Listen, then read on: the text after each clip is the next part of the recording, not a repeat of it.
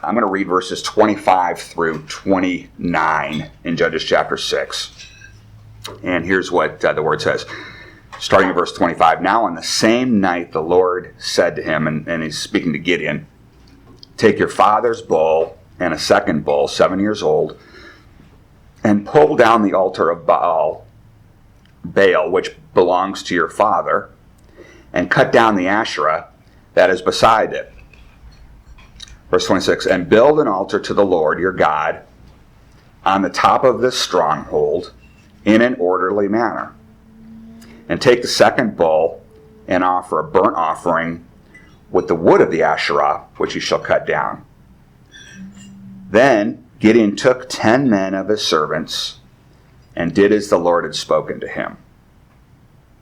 And because he was too afraid of his father's household and the men of the city to do it by day, he did it by night. Now, what did the Lord command Gideon to do?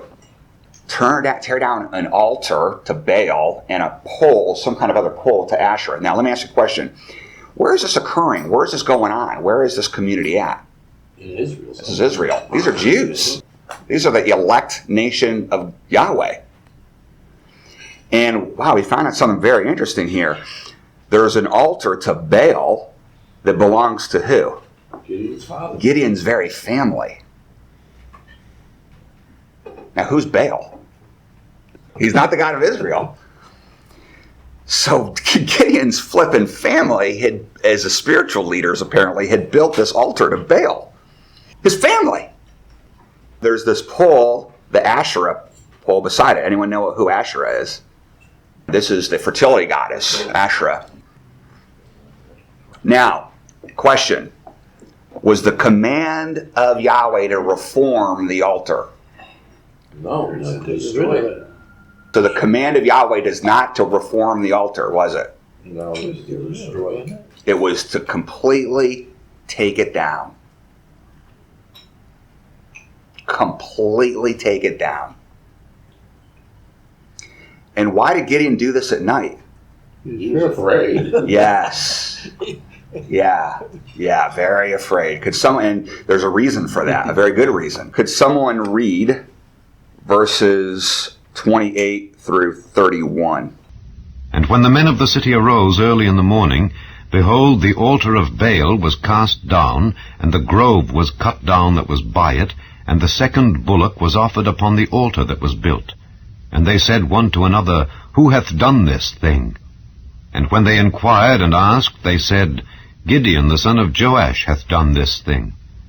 Then the men of the city said unto Joash, Bring out thy son that he may die, because he hath cast down the altar of Baal, and because he hath cut down the grove that was by it. And Joash said unto all that stood against him, Will ye plead for Baal? Will ye save him? He that will plead for him, let him be put to death whilst it is yet morning. If he be a god, let him plead for himself, because one hath cast down his altar. Men of the city rise up in the morning. The altar to their god is torn down, and the Asherah pole is beside it. And not only that, actually the Asherah pole was cut up for the wood for the burnt offering of the bull. I love it. This is how much we think of this freaking stupid altar. They said to one, Who did this thing? Verse 29. And when they searched, they figured out it was Gideon, the son of Joash. Now, why did the community of God's elect and chosen people purpose themselves to murder Gideon? Because he'd taken down, they coveted this altar. It meant everything to them. That is the definition of an idol. It was their very livelihood and their purpose for life. And Gideon tore the whole thing down. And now he's a dead man. But question, who's Gideon obeying? God. And who are these people called to serve? That same God. And they want to murder the one who's being obedient. This really happened. This is not just a Bible story. This really happened. Gideon was really afraid for his life because he did something very foolish in many men's eyes. He obeyed the Lord. But I would say this, we can learn a lot from this story. Or this historical account. It's not a story. What did it cost Gideon to obey the Lord? His life. And maybe even his life. Now, and also, too, who was the one that perpetuated upon Gideon this idolatry? His father. His dad.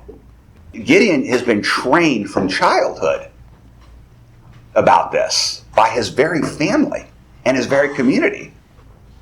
Just when you're led to believe, you really shouldn't question what's going on around you, because it is your family. They do love you. Maybe you should. Maybe you should. And Gideon, when he was told this is what you got to do, he did it. And when he did it, in obedience to Yahweh, he had a price on his head. We're going to murder this dude.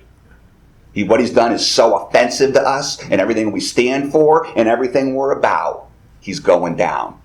Yeah. So the source of all of your authority as a disciple should be God's word.